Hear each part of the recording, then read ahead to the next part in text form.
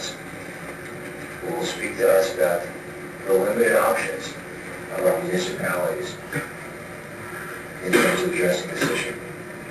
It's fortunate to be one of the protagonists in this issue who has not been beaten or abused by the police department, and it's very moving to me to hear these stories of personal courage and bravery that's been exhibited by folks who testified here.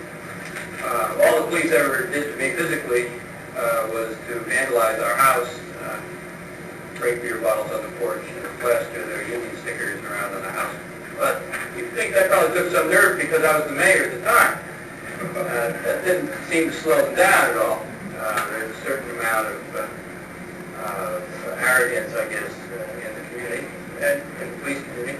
And I'm sure, as we spoke before, it's just a couple of rotten apples in the department that did that little more or less harmless act. But harmless except it's meant to show even the chief elected official in the town that who's in charge in the town. It isn't him. It's the members of the police department. There is this false belief in the general public and in people who are elected and appointed to public life that somehow they are in charge of the government, that they're in control of things, even when it comes to police departments and control of how justice is carried out. My own experience in office, I was the mayor for 8 years, and we have a system in Norwalk which is fairly common throughout Connecticut, wherein the civilian control of the police department lies with a police commission. The mayor is the chairman, and he or she gets to appoint 2 other members. And so I was chairman of that commission for 8 years. The commissioners over that period of time, we had ministers on from time to time too. What we discovered was that we didn't really have any control over the police department. Even the chief didn't have much control over the department. Maybe a strong chief would have had a little more, but basically it's the union that controls the police department. There was a raid, and carloads of presumably police officers, someplace, poured out of the cars and went after suspects. But a good portion of these police officers were wearing ski masks and were not showing identification.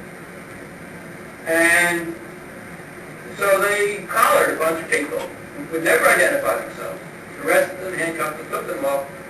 No showing the badge, no showing the face, no showing the name.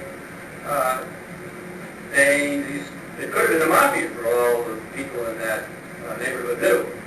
And then the suspects were not taken to the police headquarters. They were taken to a warehouse down by the harbor. And they were interrogated by these masked, presumably, presumably police officers. And some were then taken to police headquarters, some were let go, and the people who arrested them were never identified. Just a couple of weeks ago, we were at a hearing where this issue was brought up again in front of the police chief, who said, tried to first say it never happened, but it had been in the newspaper, so it's hard to say it never happened. But I don't think to this day anybody knows, anybody from the community knows who the officers were that attacked them. What happened to them in the warehouse is only the suspect's side of the story, because there's no one identified on the police side who participated. There's no one to make an accusation against because no one admits that they were there. It's an unbelievable way to run a criminal justice system in a civilized state like Connecticut. How impotent elected public authority is to control misconduct by our law enforcement officers. I was really taken with Ritt's proposal for a statewide oversight board. I think that is an inspired idea. With this review board, that would be one of the things that they could be penalized for if they don't allow you to file a complaint. If you file a complaint, it's not handled properly, it's whitewashed, and then you can now have a body which will bring an investigation on your behalf. Before we go on, I'd like to read a letter that was hand-delivered to me this morning at a union, New England Healthcare Employees 1199. December 6, 1996, Chairman Ritt Goldstein called, "Dear Mr. Goldstein, the New England Healthcare Employees Union District 1199 endorses the idea of a statewide civilian review board to investigate and rule upon allegations of police misconduct anywhere within the state of Connecticut. We are sure that a state civilian review board would give the citizens of the state confidence in its fairness and procedures. Such enhanced confidence will lead to better police and community relations and will, we hope, be welcomed by all those who are concerned with fairness and justice for citizens and police alike. Sincerely, Jerome P. Brown, President." Visionaries of all persuasions have come on board to support this issue. Next, we have Bob Davidson, Chairman, Connecticut Reform Party, Director, United We Stand America. Point of view, Connecticut needs an accurate and effective way to answer these questions and to manage, or to help to manage our judicial system. I feel that an impartial statewide oversight board is a good first step in reaching that goal. Civilian oversight boards have been successful in the majority of countries in the English-speaking world. And my feeling, and I believe I represent those two organizations that I spoke of, we feel that Connecticut needs to now make those steps so that we can join the rest of the English-speaking world and have some sort of a tool where we will be able to help to manage our judicial system and our democracy. Thank you. As you can see, we have the problem, we have support for a solution, and now I think the question is, obviously, where do we go from here? As the author of the legislation, you all know my feelings. But I think what is important is that not only do you know my feelings, but we address the feelings of those who are indeed experts in this field. We address the feelings of, first, is the Chris Reeder, President, National Association for Civilian Oversight of Law Enforcement. As Ritt has already said, my name is Chris Reeder. I am the Executive Director for the Citizens Police Complaint Office in Indianapolis, Indiana. I'm also the President of the National Association for Civilian Oversight of Law Enforcement. The National Association was created and formulated initially in 1993, the Cambridge, Massachusetts IACO Conference.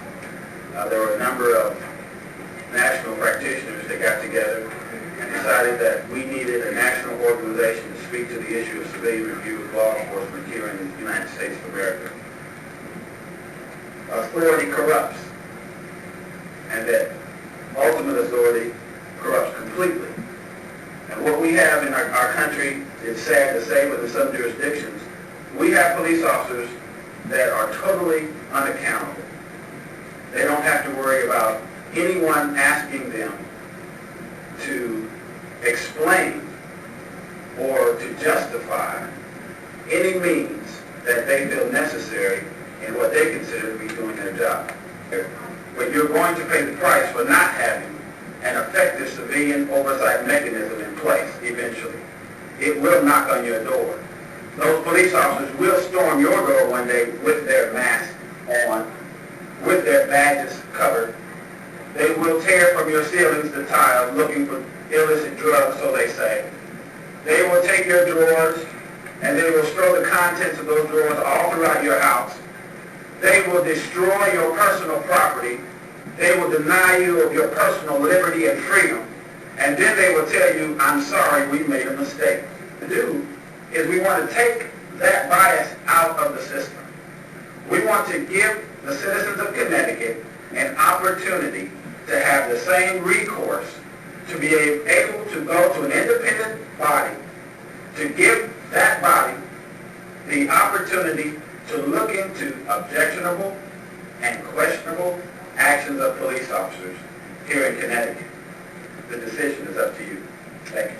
Next, I would like to introduce Mr. Hector Soto, former director of New York City's Civilian Complaints Review Board from its inception until about 6 months ago. The New York City in the last 5 years, 1990 to 1995, has paid out $82 million in jury awards or settlements as a result of actions or improper actions taken by police and then taken to court. And there is at least 3 times that amount of penalties pending, if you will, or lawsuits that have been filed asking for 3 times that amount pending in the courts at the moment. And I know of at least one $500 million lawsuit that's being put together. So this Chris's presentation and the use of the commercial cliche is very real. And municipalities and police departments have to think about what price they want to pay. And the price that a municipality has to pay, given, especially now in these times of retrenchment and budget shortfalls, this is a very serious consideration. Is it worth protecting the bad cop and then have to suffer the consequences? Having an external board, a civilian board, guarantees a couple of things. One, it guarantees that the people will have a voice, that the police department does not become, or police departments throughout the state do not become runaway departments that feel that they operate with impunity. And part of the conversation, the concept, we can do anything we want. And that was meant in jest, but I will tell you that is a mindset that exists with many police officers. That combined with the image that policing is Dirty Harry, a la Dirty Harry, leads to kinds of behaviors that some people from Connecticut have testified today, and which I have seen in New York and throughout the last 20 years that I've been dealing with this issue, and that all of us that are practicing deal with every day. Thought about that. Police unions are a tough cookie. They are a reality. They have a lot of power. As Mr. Mayor indicated, sometimes they control the police department more than the police chief or police commissioner. Or they, one of the good aspects of the proposal is that these independent committees, commissioners are independent. They're elected. They're not part of the ongoing political process at the local level or the state level. And I think that's one of the requirements for making one of these things work. You do not need a board of commissioners that are going to be political wannabes whose principal goal is to score points with the person who put them on the board. That defeats the purpose of having a board. Next, on the agenda, we have the Vice President Diacol, First Deputy Commissioner, Quebec Oversight, the